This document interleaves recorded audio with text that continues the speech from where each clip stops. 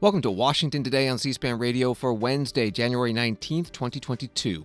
President Joe Biden holding a news conference to mark a year in office, touting what he says is a strong record on economic recovery from the coronavirus pandemic, as well as getting a handle on the Omicron variant, also curbing inflation, and foreign affairs confronting Russia, which has massed troops on the border of Ukraine.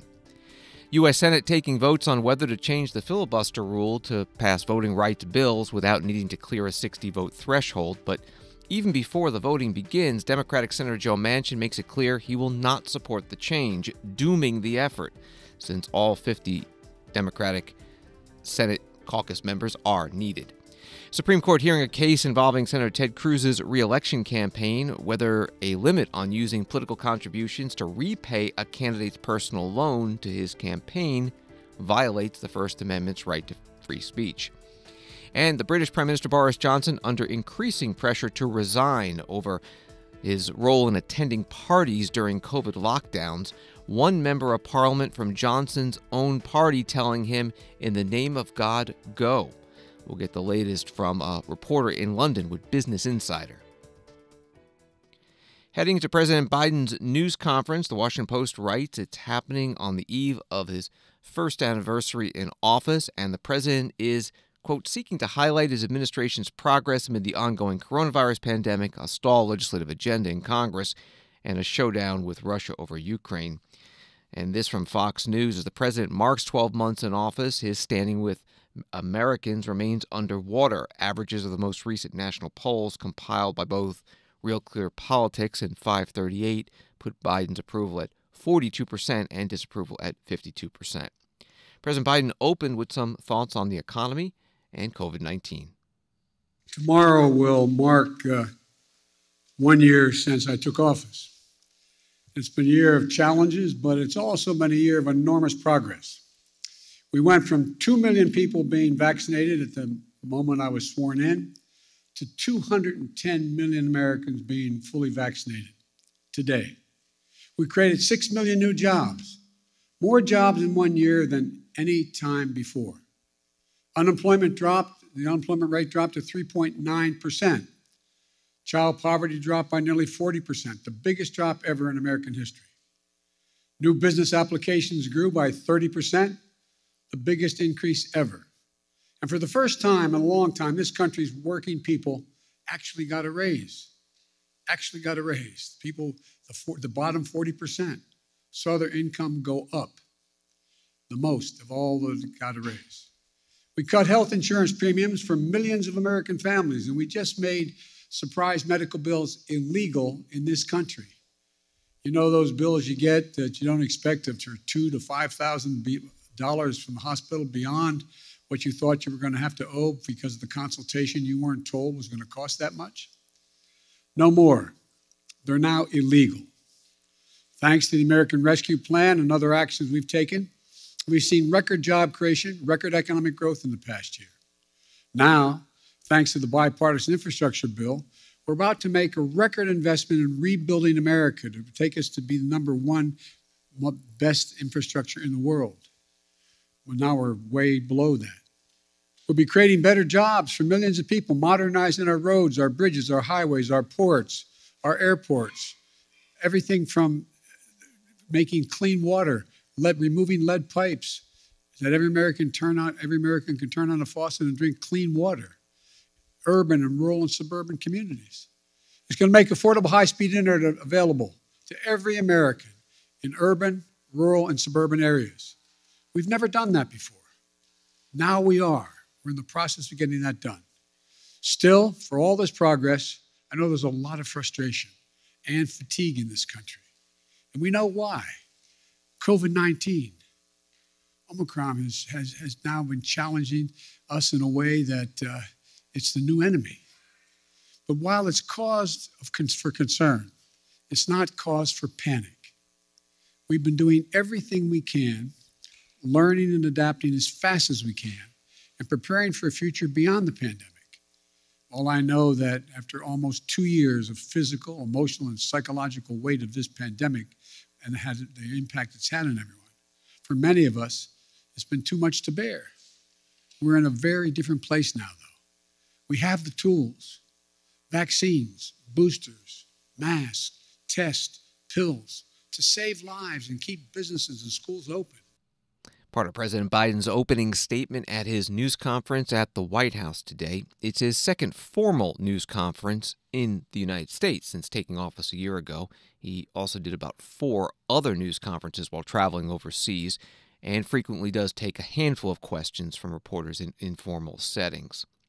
One of the early questions today from a reporter was on the 2 big priorities from the president stuck in Congress.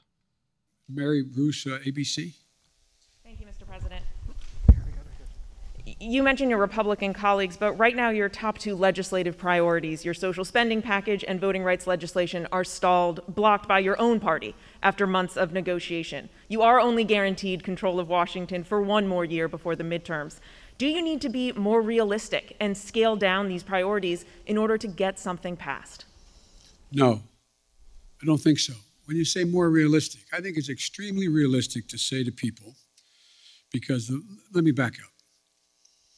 You all really know the politics of this country and your networks and others. You spend a lot of time, which I'm glad you do, polling this data, determining what the American people's attitudes are, et cetera. The American people overwhelmingly agree with me on prescription drugs. They overwhelmingly agree with me on the cost of education. They overwhelmingly agree with me on early education. They overwhelmingly go on the list on child care. And so we just have to make the case of what we're for and what the other team's not for. Look, we knew all along that a lot of this was going to be an uphill fight.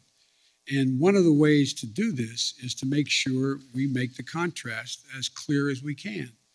And one of the things that I think is we're going to have to do is just make the case. I don't think there's anything unrealistic about what we're asking. I'm not asking for castles in the sky. I'm asking for practical things the American people have been asking for a long time, And I think we can get it done. President Biden at his news conference at the White House. It ran almost 2 hours. We covered it live on the C-SPAN networks, and you can find the full video at cspan.org. And we'll also have more from this news conference later in this program, Washington Today, as the president talks about Russia threatening Ukraine. But more on the economy and COVID. From the Associated Press, the Treasury Secretary Janet Yellen told a gathering of America's mayors on Wednesday that the Biden administration's coronavirus relief bill was like a vaccine preventing catastrophic economic damage that could have returned the nation to the financial woes seen at the beginning of the pandemic. Yellen talking about the $1.9 trillion American Rescue Plan. She spoke at the U.S. Conference of Mayors' 90th winter meeting in downtown Washington, D.C. When Omicron started spreading around our cities, it did not find them broke and broken. It found them much readier to respond. In some ways, the ARP acted like a vaccine for the American economy, protecting our recovery from the possibility of new variants. Well, the protection wasn't complete, but it was very strong, and it prevented communities from suffering the most severe economic effects of Omicron and Delta. Of course, the relief package did not predict when exactly those variants would emerge, but it did anticipate that our recovery would run up against some unforeseen barriers. The pandemic produced a highly unusual economic crisis, one tied not to the movements of markets, but to the spread and evolution of microbes. The crisis could ebb and flow. It would hit different places in different ways at different times. The state and local fund was designed with that in mind, too. Rather than one burst of money that could only be spent in certain ways, it called for sustained funding. And our Treasury team has worked hard so you can use the money as flexibly as possible. Treasury Secretary Janet Yellen speaking to mayors attending U.S. Conference of Mayors winter meeting today in Washington. White House announcing today that the Biden administration will make 400 million free, high-quality, non-surgical N95 masks available through pharmacies and community health centers. The masks will come from the government's strategic and national stockpile. And today was the official start of the website covidtest.gov, where Americans can order 4 at-home COVID rapid tests to be delivered by the Postal Service in 7 to 12 days, which will be, as Associated Press writes in its news story, after Omicron cases are expected to peak in many parts of the country. On Capitol Hill, U.S. House Republican leaders holding a news conference to talk about COVID and President Biden's first year handling the pandemic. Congressman Steve Scalise is the minority whip. Tomorrow marks the one-year anniversary since Joe Biden took the oath of office as President of the United States. And even if you were grading on a curve, by all objective reporting, he would get an F for failing the American people on all the challenges that we're seeing our country face right now. As many of my colleagues here talked about, just start with COVID. This is the signature campaign platform that Joe Biden ran on. How many times during the campaign did candidate Joe Biden say, I'm going to shut down the virus? He actually bragged that he had a plan on day one to combat the virus. And then what happened just a few weeks ago before governors across the country? He admitted he doesn't have a plan. There is no federal solution, and he dumped it on the governors of our state because he's failed over and over again. There was a bombshell report that came out over the Christmas break that laid out that back in October, President Biden was presented with a plan for testing for all Americans all across the country. 750 million tests for everybody to be ready during Christmas because they predicted there would be this surge. They actually saw it coming. And they presented the plan to Joe Biden, who said he was going to shut down the virus as a candidate. And you know what Joe Biden did in October? He rejected that plan. I wonder if today, when Joe Biden holds his press conference to talk about, he can't talk about any of his accomplishments as president for a year, but he surely should have the opportunity to address whether or not he rejected that plan and why. We've posed this to other administration officials. We haven't gotten an answer yet. Jamie Comer and I asked the heads of the Select Subcommittee on Coronavirus and the Oversight Committee to have a hearing into this testing failure by the Biden administration, and they don't want to have a hearing on it.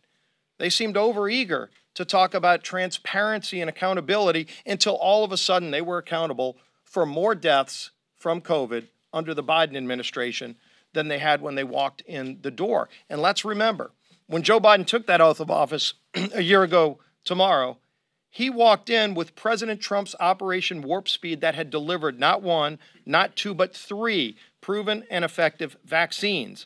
What has President Biden done to advance on that? Nothing.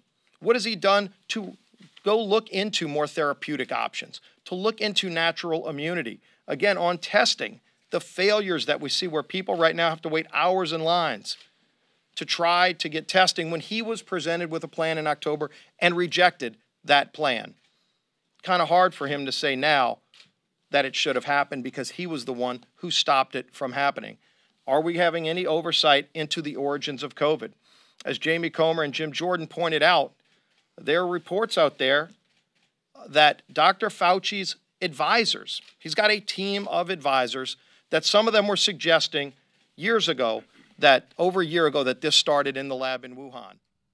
Congressman Steve Scalise, the Republican from Louisiana and House Minority Whip, second in leadership on the House Republican side, news conference with other House Republicans on Capitol Hill Wednesday morning ahead of President Biden's news conference later in the afternoon. A White House email on the president's first year sent out today is titled Fast Facts, Record First in President Biden's First Year. It includes this. President Biden's first year was the greatest year of job creation in American history, with more than 6 million jobs created. The unemployment rate dropped from 6.2% when Biden took office to 3.9%, the biggest single drop in American history.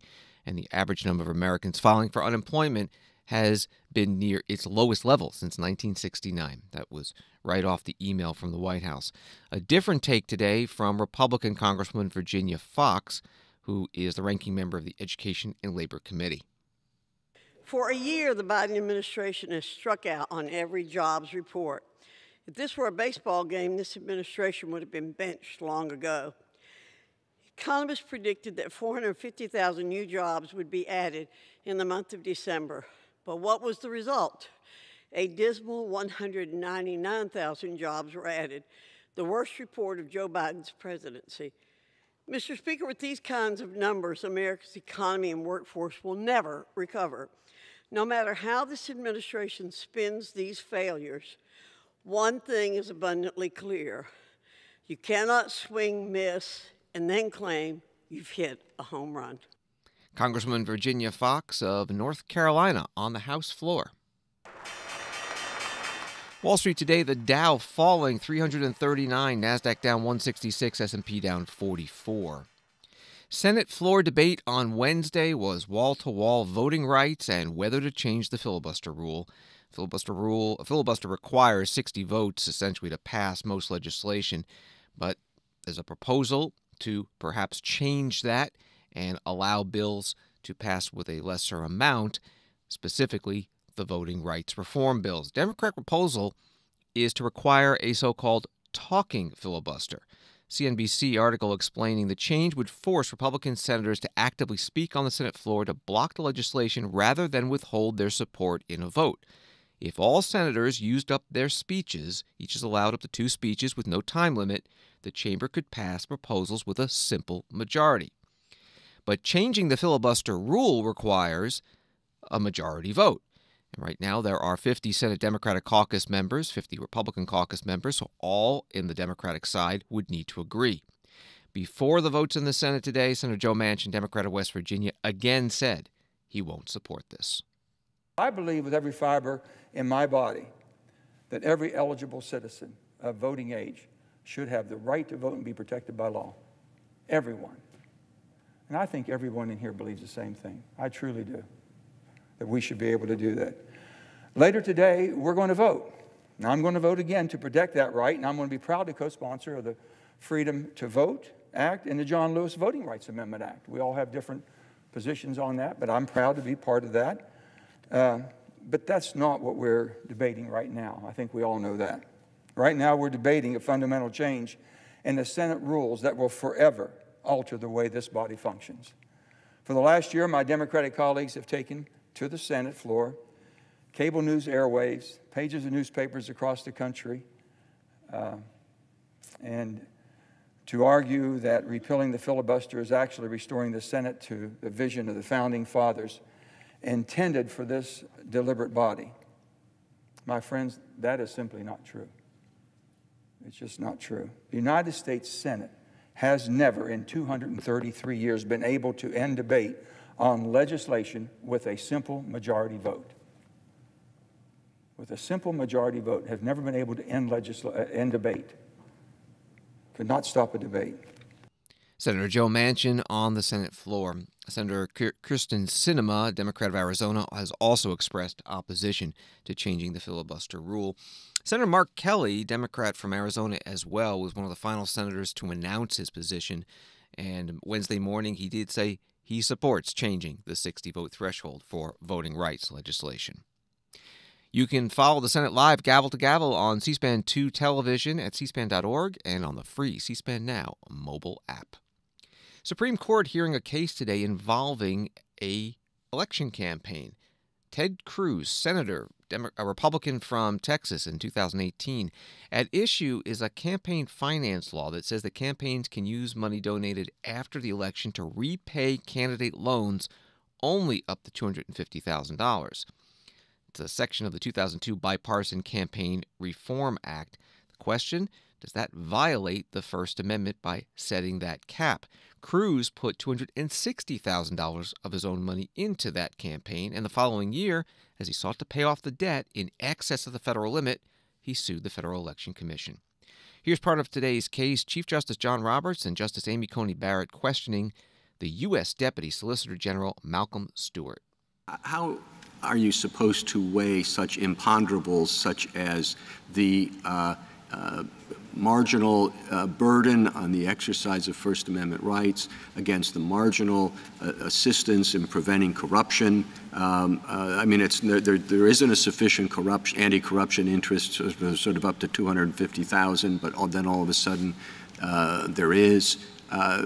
exactly how is that analysis supposed to proceed in concrete terms? I mean, we don't pretend that it's a bright line rule, but I think we would say two or three different things. The first is there are severe restrictions on gifts to officials in all three branches of the government. So there's an established understanding that the government has a substantial and legitimate interest in preventing the effects that might arise if federal officials were given money that would enrich themselves personally. And the campaign finance laws, in specifying the permissible purposes, the permissible uses of campaign contributions, draw a line between campaign expenditures that will further the purposes of the campaign and campaign expenditures that will benefit the candidate personally. But Cruz says that this doesn't enrich him personally because he's no better off than he was before. It's paying a loan, not lining his pockets. He's certainly no better off than he was before the loan was made, but the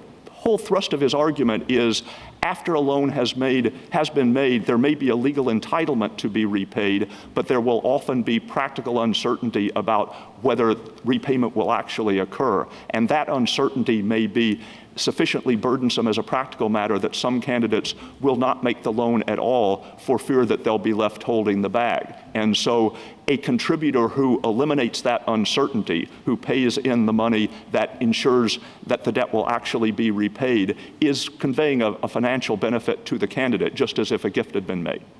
Deputy Solicitor General Malcolm Stewart with Supreme Court Chief Justice John Roberts and Justice Amy Coney Barrett.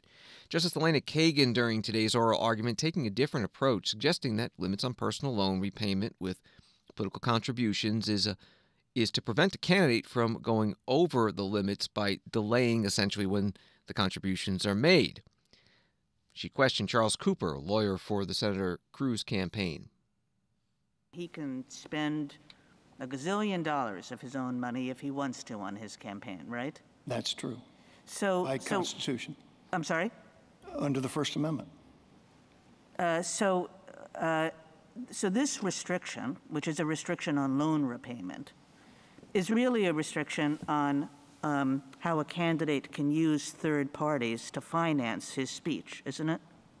Your Honor, no more so than any other campaign contribution. Correct. Every time. I think that's exactly right. It's a restriction on how a candidate can use third parties to finance his speech, which is exactly what contribution limits are. From the candidate's perspective, it's one and the same thing. Is that right? No, Your Honor. A loan is clearly a form of self-financing by the candidate, obviously to whatever extent that loan is not repaid, it does become a contribution. But the important thing is, I guess I don't really quite understand the distinction.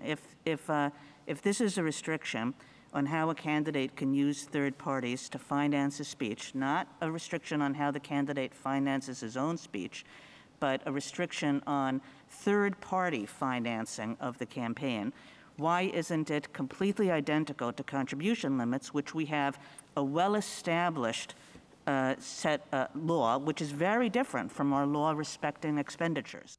Supreme Court Justice Elena Kagan questioning Attorney Charles Cooper in today's oral argument in the case Federal Election Commission v. Ted Cruz for Senate. Find the full audio at cspan.org.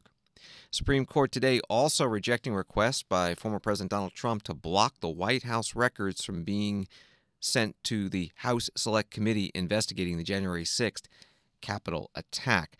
And Chief Justice Roberts issuing a statement in response to an NPR report from Tuesday. That report had said that he had asked all justices to wear face masks during the oral arguments because Justice Sonia Sotomayor, who is diabetic, did not feel safe in close proximity to people who were unmasked due to COVID concerns, and Justice Neil Gorsuch had refused to wear a mask. Chief Justice Roberts' statement today reads, "I did not request Justice Gorsuch or any other justice to wear a mask on the bench." And there was an earlier joint statement from Justice Sotomayor and Justice Gorsuch, which reads, "Reporting that Justice Sotomayor asked Justice Gorsuch to wear a mask surprised us. It is false. While we may sometimes disagree about the law, we are warm colleagues and friends." Washington Today continues in a minute.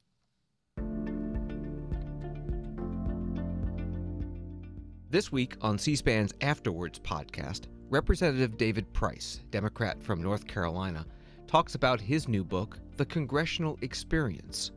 In the book, he discusses the rules and roles of Congress, how Congress has changed over time, and how the legislative body can function better. I think crises tend to centralize power, wouldn't you say? I mean, if you're, it's one thing to pass your appropriations bills one at a time in the normal fashion, but often we can't do that. Often you're jammed up at the end of the session. Often you have a lot of contentious issues. You have a lack of partisan cooperation. You have a threatened government shutdown. Afterwards is a weekly hour-long discussion with current nonfiction authors. Find it wherever you get your podcasts.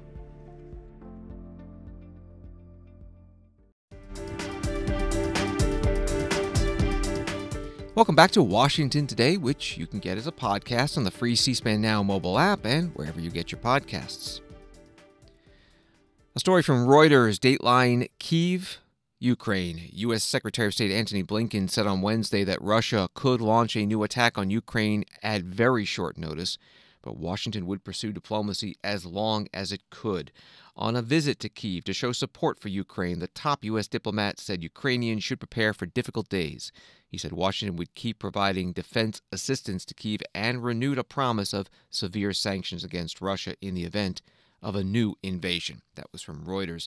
Back in Washington, D.C., President Biden asked about this at his White House news conference. Jen Epstein, Bloomberg. Mr. President, thank you. Your top foreign policy advisors have warned that Russia is now ready to attack Ukraine, but there's still little unity among European allies about what a package of sanctions against Moscow would look like. If the U.S. and NATO aren't willing to put troops on the line to defend Ukraine and American allies can't agree on a sanctions package, hasn't the U.S. and the West lost nearly all of its leverage over Vladimir Putin? And given how ineffective sanctions have been in deterring Putin in the past, why should the threat of new sanctions give him pause? Well, because he's never seen sanctions like the ones I promised will be imposed if he moves, number one. Number two, we're in a situation where Vladimir Putin is about to, we've had very frank discussions, Vladimir Putin and I, and the idea that NATO is not going to be united, I don't buy. I've spoken to every major NATO leader. We've had the NATO-Russian summit. We've had the OSCE has met, et cetera. And so I think what you're going to see is that Russia will be held accountable if it invades. And it depends on what it does. It's one thing if it's a minor incursion and then we end up having a fight about what to do and not do, et cetera.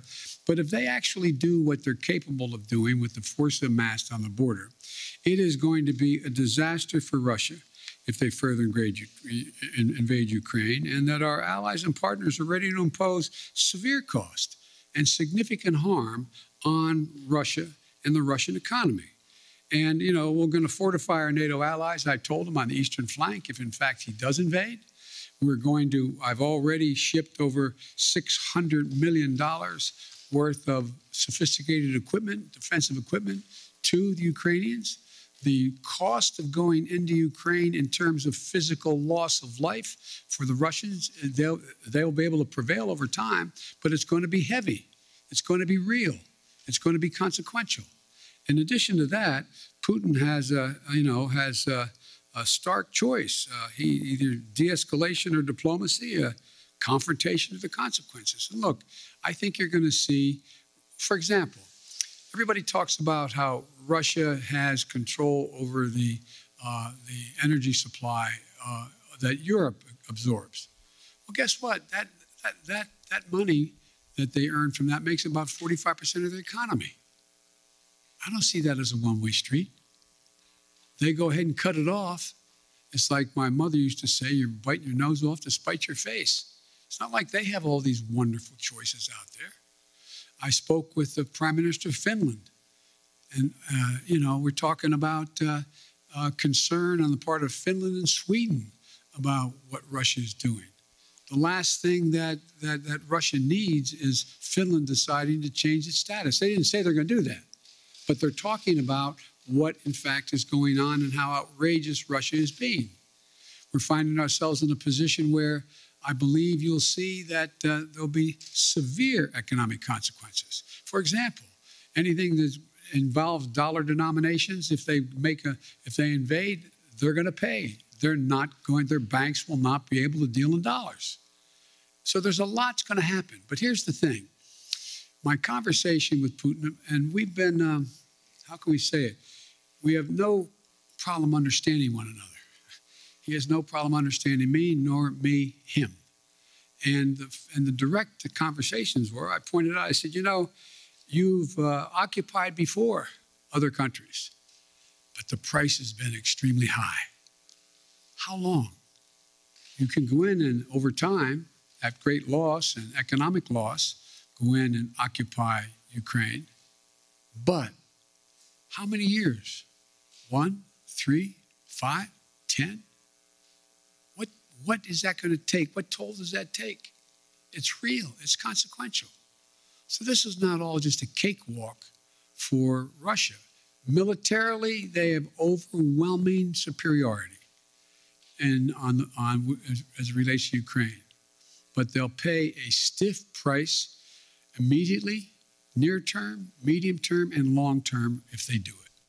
President Joe Biden at his White House news conference. Secretary of State Antony Blinken confirming today during his visit to Ukraine that the Biden administration approved an additional $200 million in defensive security assistance to Ukraine last month. Today in Washington on Capitol Hill, Senator James Inhofe of Oklahoma, ranking Republican on the Armed Services Committee, says more should have been done sooner.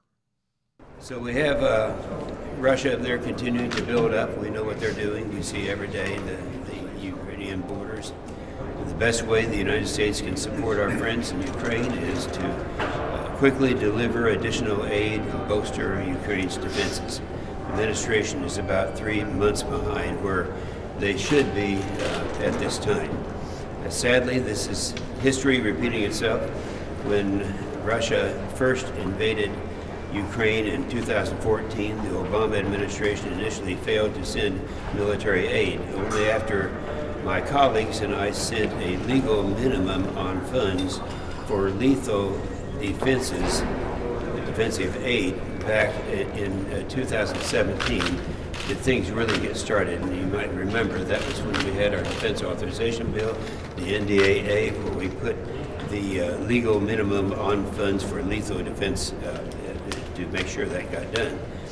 Many of those Obama-era officials, including the president himself, are back in the White House, showing the world that they didn't learn any lessons from 2014.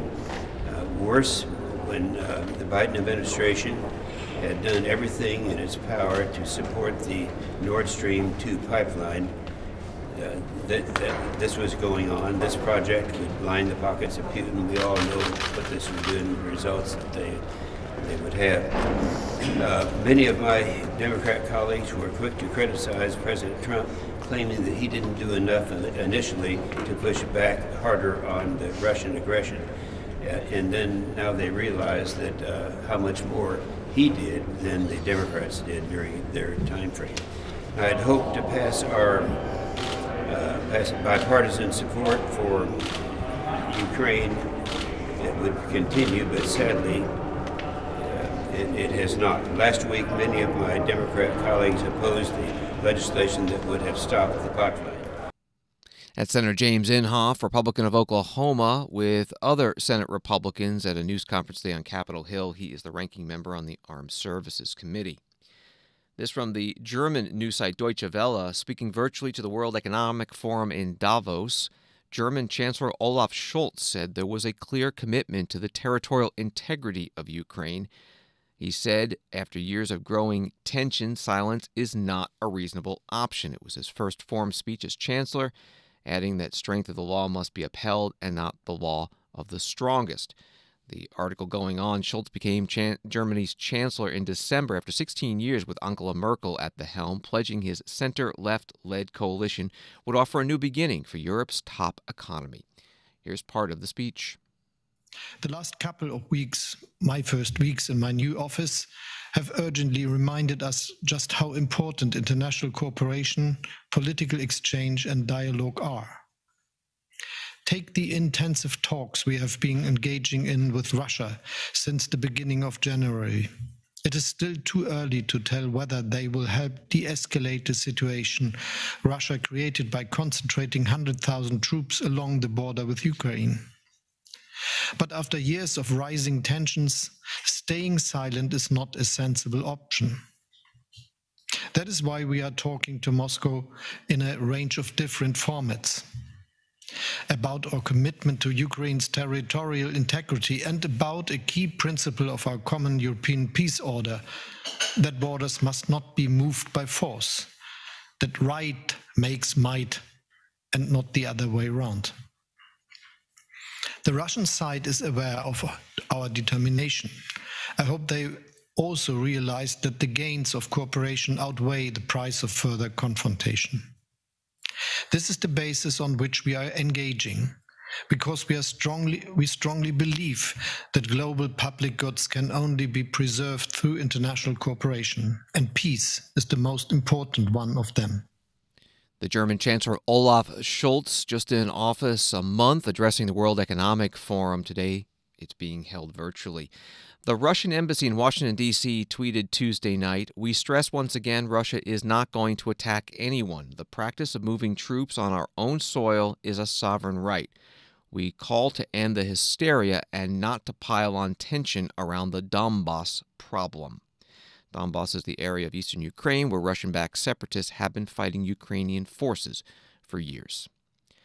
Reuters in London writes that British Prime Minister Boris Johnson on Wednesday dismissed calls to resign from opponents and some of his own lawmakers fighting to save his premiership amid a deepening revolt inside his party over a series of lockdown parties in Downing Street, the lockdowns referring to the restrictions during the early months of the COVID-19 pandemic.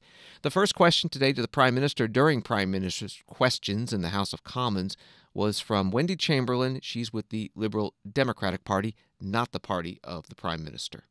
Thank you, Mr. Speaker. Last year we were told by the Prime Minister there were no Downing Street parties. Then it turned out there were parties, but we were assured that no rules were broken. Last week we heard that rules may have been broken, but that he thought it was a work event. And now yesterday from the man who wrote the rules, it was, well, nobody told me what those rules were. Mr. Speaker, 5 weeks ago the people of North Shropshire were clear, and the people of North East Fife are being clear to me now. No matter the excuse, there is no excuse for taking the British people for fools. Will the Prime Minister agree it is now time for him to resign?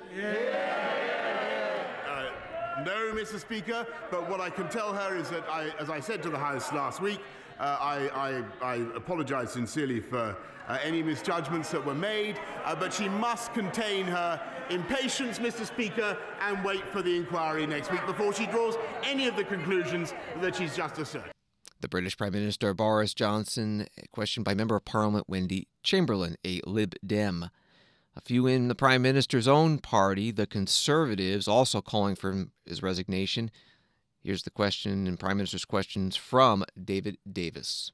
Thank you, Mr. Speaker. Like many on these benches, I've spent weeks and months defending the Prime Minister against often angry constituents. I've reminded them of his success in delivering Brexit and on the vaccine and many other things. But I expect my leaders to shoulder the responsibility for the actions they take. Yesterday, he did the opposite of that. So I'll remind him of a quotation altogether too familiar to him of Leo Amery to Neville Chamberlain. "You have sat there too long for all the good you have done. In the name of God, go."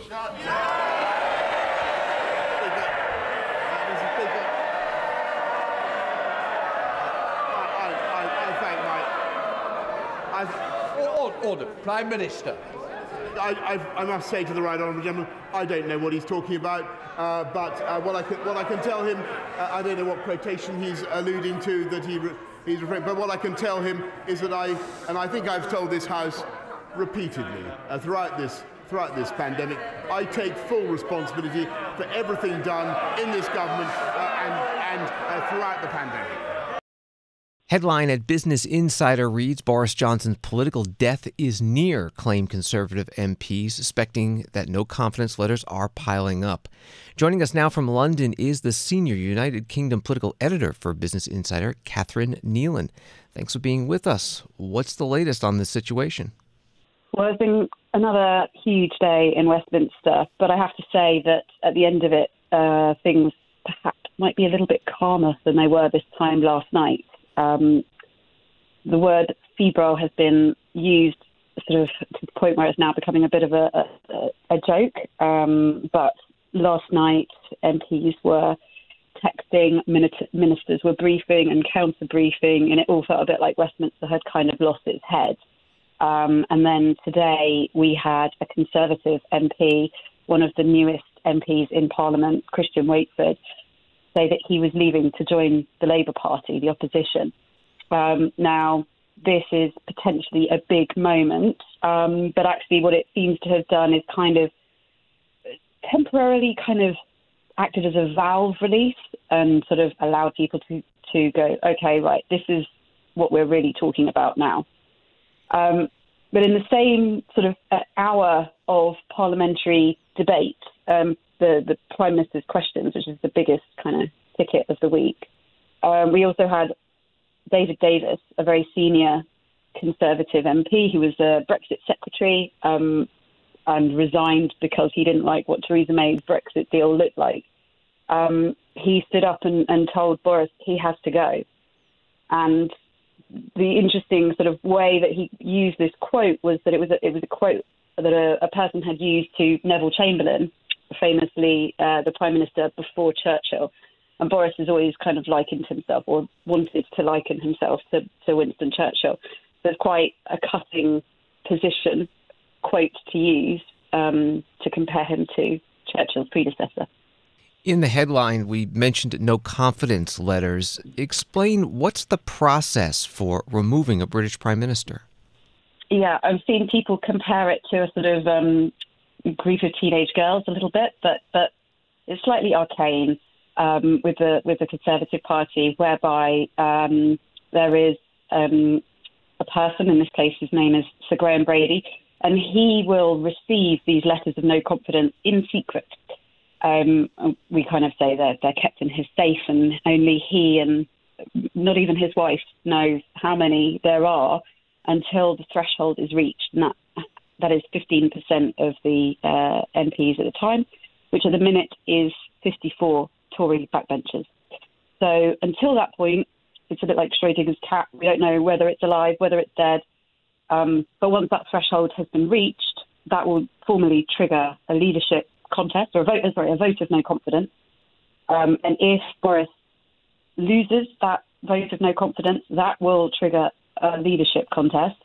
If he wins, and actually at the minute I would say he's probably more likely to win than not, he is granted protection.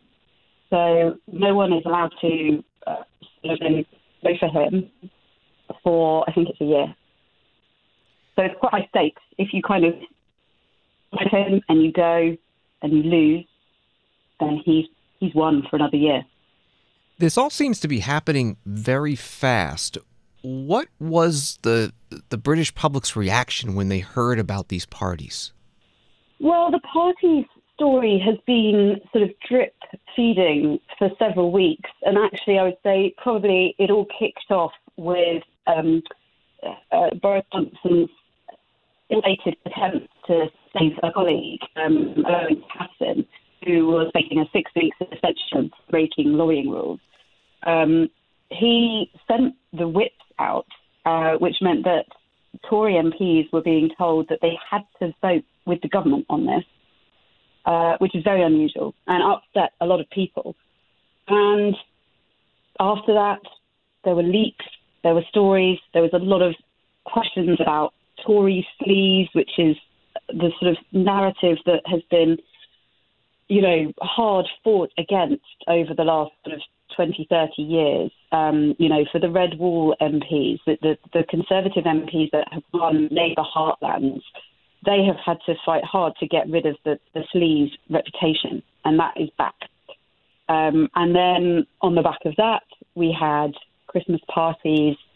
Now, the potentially big political issue for Boris is not that he was at the Christmas parties, but that he attended one in May of 2020 when the UK was under one of its toughest lockdowns.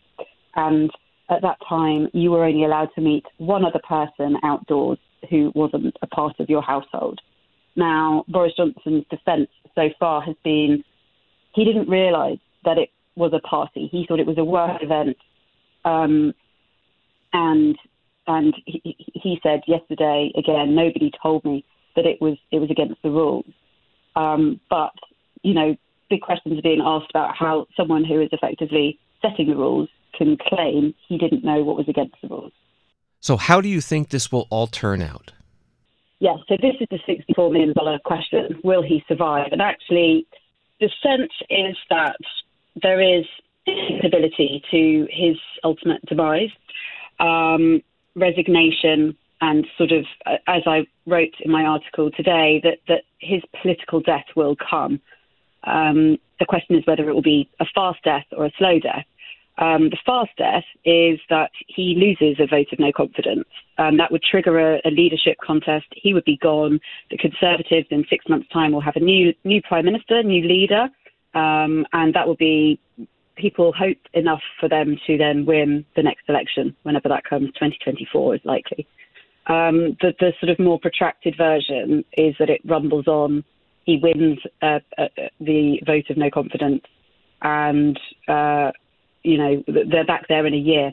But if that happens, Labour and the other opposition parties will be able to make an enormous amount of political capital out of the fact that the Tories don't want to get rid of this man who is seen as leading a sort of culture in Number 10 where it's disrespectful to the Queen, it's disrespectful to everyone else that's been following the rules, they don't care. This message that there's one rule for them and one rule for everyone else is a very strong attack line that has really been cutting through with people. Catherine Neilan is with Business Insider, joining us from London, their senior political editor in the United Kingdom. Thank you very much. Thanks. And Prime Minister Boris Johnson announcing today that the COVID restrictions that were known as Plan B are going to end next Thursday. Mandatory face coverings in public places and COVID passports. Johnson also telling members of Parliament that scientists believe the Omicron variant wave in the United Kingdom has peaked. The pro hockey player that broke the color barrier in the National Hockey League in 1958, Willie O'Ree, is going to be awarded the Congressional Gold Medal. The U.S. House passed the bill unanimously today. The Senate passed it last summer, so it will be going to President Biden for his expected signature into law.